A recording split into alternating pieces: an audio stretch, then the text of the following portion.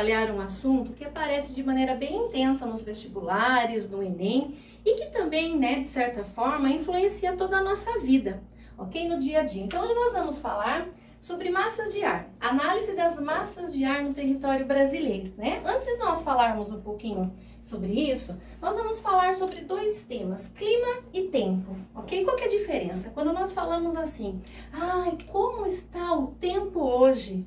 Quando eu estou planejando uma viagem, vou a uma festa ao ar livre, um piquenique. Então, o tempo é a condição meteorológica hoje, amanhã. Eu faço então a previsão do tempo, né?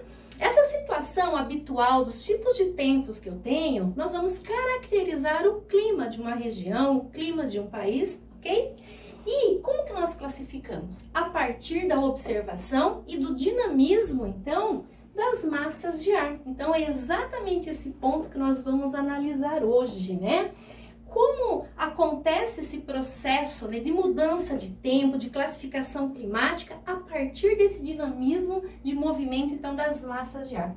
Primeiro ponto que nós temos que ficar, assim, bem alerta, é a questão da localização do território brasileiro em relação aos paralelos, em relação ao Equador, Trópico de Câncer e Trópico de Capricórnio. Então, a maior parte do território brasileiro ele é influenciada pelo que nós chamamos de tropicalidade, né? E essa tropicalidade vai fazer com que as temperaturas que predominem no nosso território sejam o quê? Elevadas. Muito bem.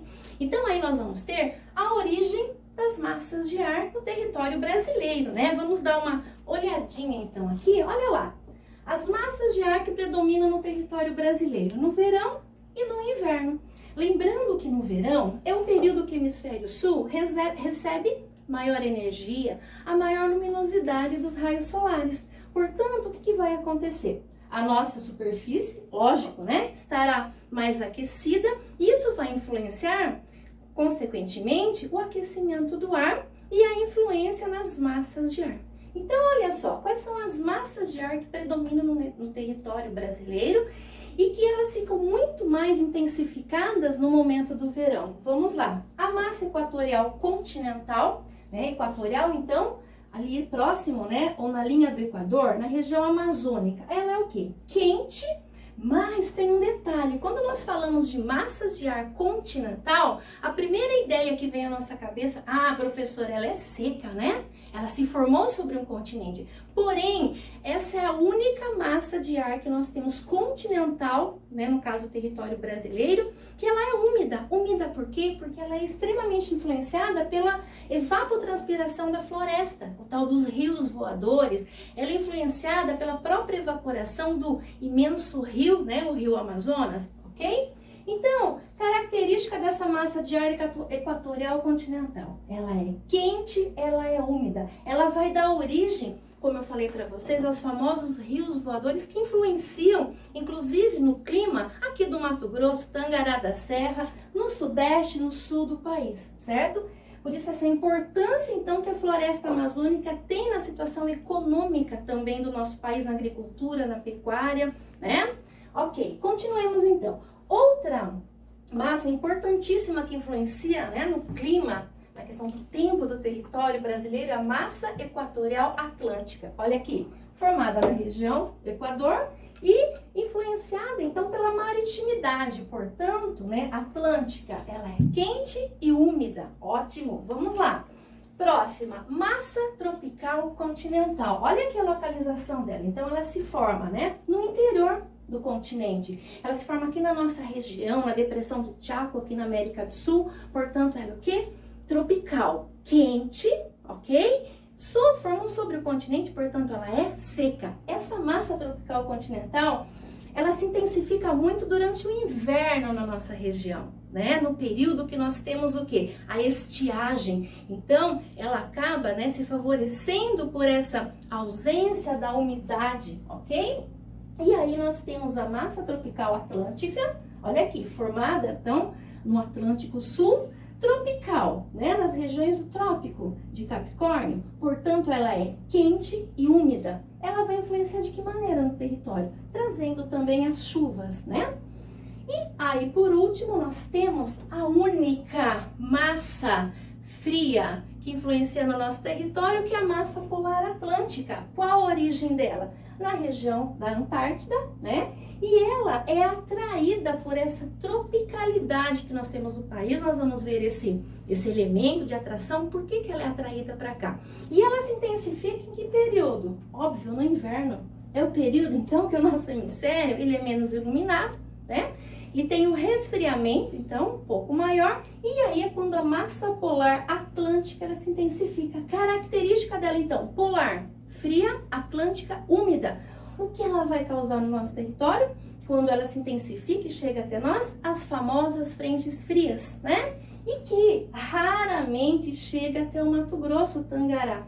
Quando elas chegam, elas formam um fenômeno. Esse fenômeno nós chamamos de friagem, ok? Então, esse é o dinamismo que nós estamos falando, nós estamos analisando das massas de ar que formam e que atuam no território brasileiro. Mas o porquê que elas se deslocam, né? Com essa intensidade e influenciam então nas nossas vidas, no processo econômico, na agricultura, na pecuária, no lazer, né? Porque nós temos diferenças que nós falamos de pressão, são os gradientes de pressão, pressão alta e pressão baixa.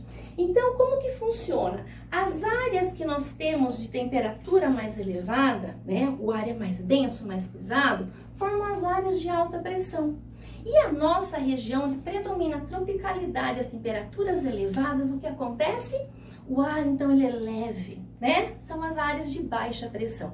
O ar, ele se desloca sempre das áreas de alta pressão para as áreas de baixa pressão. Então, isso explica também essa entrada da massa polar atlântica no inverno, que ela se intensifica, ela fica forte, é atraída pelas áreas de baixa pressão da tropicalidade no nosso território, né? E acaba trazendo, então, o que nós chamamos de frentes frias. Quais são as características quando chega uma frente fria? Primeiro, chuva, porque a condensação, né, da umidade polar atlântica, ela traz a umidade. Ela tem uma temperatura amena, fria. Quando encontra com as temperaturas elevadas do território, essa umidade se condensa, então, e se transforma em chuva. Logo após a chuva, a queda da temperatura. É óbvio que isso é muito mais intenso na região sul do Brasil, né? Por quê? À medida que as massas de ar também vão se deslocando pelo território, elas vão adquirindo as características do local por onde ela passa, certo? E eu tenho esses fenômenos, na verdade, acabam influenciando também no nosso território, no nosso dia a dia, e até já influenciou aqui em Tangará da Serra, num evento que nós tivemos alguns anos atrás, né? Olha lá, temporal atinge Tangará da Serra, Mato Grosso, e deixa 99% da cidade sem energia. A cidade foi atingida por ventos de 140 km por hora e chuva de granizo. Árvores, torres, telhas foram danificadas durante a tarde desta quarta-feira. Gente, naquele momento, os ventos, segundo, né, os especialistas, atingiram então 140 km por hora. Por que aconteceu isso? Isso, eu me lembro, foi um dia dos professores, 15 de outubro, né? Era um dia extremamente quente. Então, o que aconteceu? O ar estava leve, dilatado, baixa pressão. Formou uma área de alta pressão, massa polar atlântica, lá no sul do Brasil. E quando ela foi entrando pelo território brasileiro, ela não encontrou obstáculo, tá? Ela chegou então até a nossa região, onde o ar estava extremamente quente, leve, e esse deslocamento da massa de ar ganhou velocidade. E nessa velocidade, então, os ventos atingiram, né, 140 km por hora, tá? Quando ultrapassa 118 km por hora, nós já dizemos, podemos classificar como furacões. Isso lá no Atlântico Norte, Estados Unidos, né? Aqui no Atlântico Sul nós chamamos de ciclone. Então, de certa forma, nós já tivemos uma experiência de um ciclone aqui em Tangará da Serra. Outras regiões que nós tivemos isso, no sul do Brasil, né? Olha aqui, ó, o Catarina em março de 2004 e nos Estados Unidos, agosto de 2005, também nós tivemos o famoso Katrina, né? Que arrasou o sudeste dos Estados Unidos. E o mecanismo é o mesmo. Áreas que superaquecem, baixa pressão, que favorecem a entrada, então, né, o deslocamento dessas massas de ar de alta pressão, ok? De onde elas saem, essas áreas, massas de ar fria, no caso, elas são chamadas de anticiclonais. São fortes, poderosas, e elas são atraídas para as áreas, então, de baixa pressão, temperatura elevadas, que são consideradas, então, ciclonais, ok? E para finalizar, então, para nós, né, analisarmos isso, como cai no Enem, como aparece nos vestibulares, 2 testezinhos rápidos aqui, vamos lá? Primeira questão caiu lá no Enem, tá? Então, nós tínhamos lá uma figura do mapa, né, do território brasileiro, mostrando a temperatura a mínima daquele dia. Então, ali no sul nós tínhamos 4 graus, 9 graus, né? Aqui no Mato Grosso, aquele dia, 17 graus, olha só. Nordeste, 21, 22 graus. Bom, quando nós temos o território brasileiro, que predomina a tropicalidade, com temperaturas mínimas, né, 4, 9 graus, o que nós já temos que imaginar? Putz, a massa polar atlântica, então, atuou. Isso é característica de frente fria. Ótimo, muito bem. E aí, mostra aqui na figura 2 também a umidade relativa no ar nesse dia. Então, aqui, ó, né, por exemplo, no Nordeste, 100%, ou seja, chuva, 100% de probabilidade, né, de chuva. No sul do Brasil também, né, em todo o território brasileiro, com exceção aqui do Centro-Oeste, né, pelos dados aqui da tabela, mostram a certeza de chuva naquele dia. Então, olha só, nós tivemos queda da temperatura e chuva, certo? Então, vamos lá. No dia em que foram colhidos os dados meteorológicos apresentados, qual fator climático foi determinante para explicar os índices de umidade relativa do ar nas regiões Nordeste e Sul?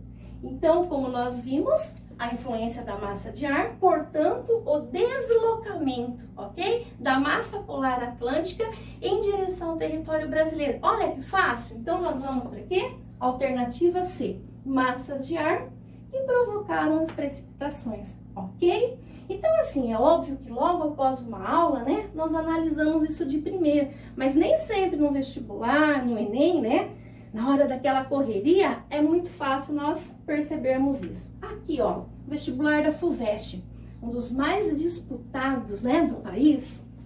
Então, nós temos aqui um mapa da América do Sul. Aparecem as flechinhas mostrando o deslocamento das massas de ar mais uma vez, ok?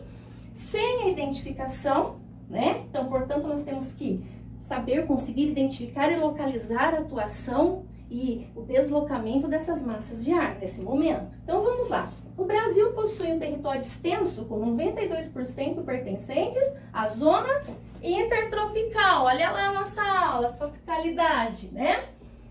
As massas de ar que atuam no território brasileiro possuem influências oceânicas, né? Olha aqui, ó, Atlântica e continentais, ó, massa equatorial continental, tropical continental, ok? Muito bem. Sobre as características dessas massas de ar, é correto afirmar que, então nós tínhamos que identificar. Pergunta lá, a W é a massa equatorial atlântica? Olha aqui, está no meio do continente. Não, então essa é a massa equatorial continental. Eliminamos então a alternativa A, certo? B, Y, olha aqui no sul, indica a massa polar atlântica? Ok. Que se desloca a partir do sul em direção ao norte do território brasileiro? Joia. E tem como característica ar frio? Sim, podendo atingir o centro-oeste no inverno? Fechou então. Então é isso, meus amores, tá? É um assunto então sobre clima, tempo, deslocamento e análise das massas de ar. Espero ter ajudado vocês, tá? Vem com a gente, vem avançar. Tamo junto. Beijinho, até a próxima.